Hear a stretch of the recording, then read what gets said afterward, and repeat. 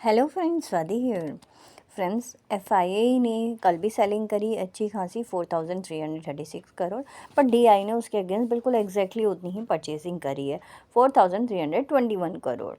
Index futures में थोड़ा सा सेल करके गए हैं और स्टॉक ऑप्शंस में थोड़ा सा सेल करके गए हैं। बाकी इंडेक्स ऑप्शंस और स्टॉक फ्यूचर्स में बाइंग करके गए हैं डीआईए।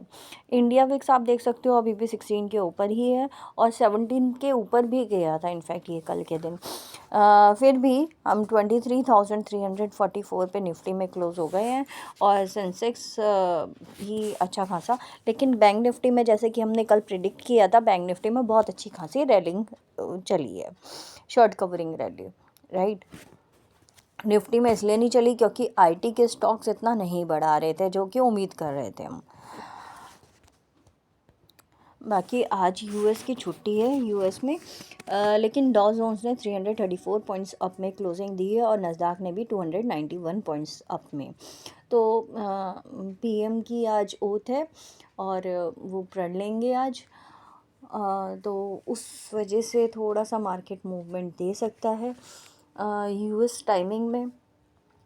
बाकी अगर गिफ्ट निफ्टी को देखें तो वो 410 पे दिखा रहा है, 23,410 पे, यानी कि 100 पॉइंट्स का गैप अप, राइट।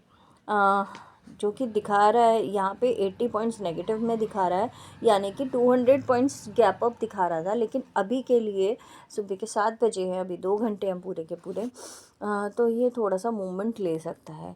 बट अभी जो दिख रहा है उसके ऊपर यही कह सकते हैं हम 100 पॉइंट्स का, लगभग 120 पॉइंट्स का गैप अप हो सकता है, राइट। S&P का विक्स भी 17 है, जो कि 18 के ऊपर पहुंच सकता है, लेकिन इन्होंने पहुंचाया नहीं है क्योंकि वॉलेटिल रिस्क नहीं था ज़्यादा। और बैंकिंग सेक्टर आप देख सकते हो, बैंकिंग में छोटे छोटे बैंक बहुत अच्छे खासे भागे हैं। एसबीआई का रिज़ल्ट के ऊपर डिपेंड करता है, 22 को रिज़ल्ट है, तो उस पर डिपेंड करता है कि वो किस तरीके से मूवमेंट लेगा। एसबीआई पीएनबी ये दो शेयर्स ऐसे हैं जो पीएसयू स्टॉक्स हैं, अगर ये धीरे धीरे भी बढ़ते हैं तो बैंक निफ्टी कहीं ना कहीं बढ़ेगा। बट छोटे छोटे बैंक के शेयर्स ने काफ़ी अच्छा खासा बढ़ाया है, जैसे कोटक बैंक ने एक ही दिन में 160 पॉइंट्स यानी कि 9-10% का मूवमेंट दिया, 10% का दिया, राइट। जोमेटो लगातार गिर ही रहा है, थोड़ा सा ज्वेलरी में थोड़ा सा मूवमेंट आया। रिलायंस आप देख सकते हो, रिलायंस फिर से 13 के ऊपर ही है और 13 के ऊपर बहुत अच्छा ही है, जैसे कि हमने प्रेडिक्ट किया था। एचडीएफसी बैंक 1680 के ऊपर अगर चला जाता है तो ये और भी अच्छा हो जाएगा, राइट, 1800 तक जा सकता है। कमोडिटीज़ की बात करें तो गोल्ड अभी भी 27-35 पे है, तो 35 और 40 के बीच में जब तक है तो ठीक है, कंसोलिडेट कर रहा है। और सिल्वर भी थोड़ा सा बढ़ावा ही है, 31 के ऊपर ही पहुंच गया है, 31.18, जबकि ये 30.9 था कल के दिन, और आज के दिन 31 के भी ऊपर है काफ़ी। क्रूड ऑयल की बात करें तो ये भी थोड़ा सा बढ़ा हुआ है, 76.73, और ब्रेंट ऑयल भी 80 के अबव ही है, 80.10। करेंसी की बात करें तो थोड़ा सा कूल डाउन हुआ है, थोड़ा सा मूवमेंट अपसाइड में हुआ है, 86.31, जो कि 86.5 की तरफ फिर से जा रहा है। अगर ये 86 के नीचे चला जाता है किसी भी हालत में तो बैंक निफ्टी में बहुत अच्छी खासी मूवमेंट मिल सकती है।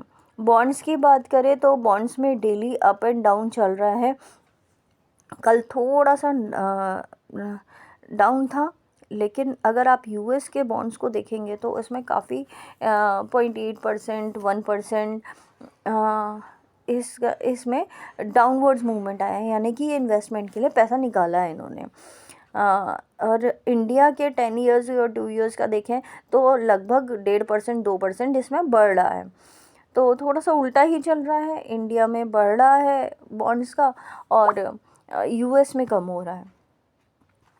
लेट्स सी क्या रहता है सिनेरियो। फ्रेंड्स, अगर हम लेवल की बात करें तो जैसे कि लास्ट कैंडल में लास्ट जब इसके यहाँ पे तक गई थी तो इसने ऑलमोस्ट डब्लू पैटर्न यहाँ पूरा कर लिया है।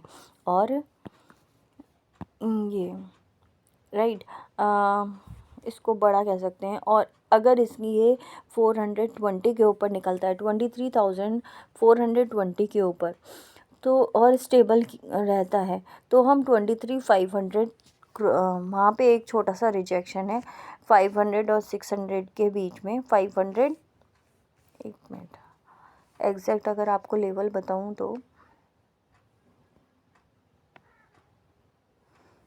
एग्जैक्ट रिजेक्शन निकल के आता है 23,580 का, राइट। तो 580 पे एक रिजेक्शन है, उसके ऊपर जाता है तो ये 23,800 तक जा सकता है। और अगर ये 23,350 के नीचे ही रहता है तो हम 23,200 और 23,050 तक जा सकते हैं, राइट। क्योंकि जो रिज़ल्ट्स आ रहे हैं, चाहे वो अच्छे आ रहे हो चाहे बुरे आ रहे हो, उस पर थोड़ा सा नेगेटिव ही मूवमेंट हो रहा है निफ्टी में। इसीलिए कल भी उम्मीद तो थी कि हम 400 के ऊपर ही रहेंगे, क्योंकि ये 400 तक गया था, हाई इसने लगाया था एग्जैक्टली 390 का, लेकिन 400 नहीं क्रॉस कर पाया, राइट। लास्ट टाइम इसने 400 यहीं से लौटा था 400 के आसपास से, तो अभी भी 400 से रिजेक्शन ले रहा है। अगर 420 के ऊपर निकल जाता है और आज ओपन ही 100 पॉइंट्स अप होगा तो 120 पॉइंट्स अप में ओपन हो गया तो 450 के आसपास हम निकल जाएंगे। उसके बाद स्टेबल रहते हैं तो हम 500, 600 और 800 तक का लेवल देख सकते हैं, राइट। नीचे की साइड मैंने आपको बता दिया है। सेंसेक्स की अगर हम बात करें, सेंसेक्स में काफ़ी कम वॉलेटिलिटी रही, वॉल्यूम भी बहुत कम रहा, तो इसकी वजह से हम अपसाइड में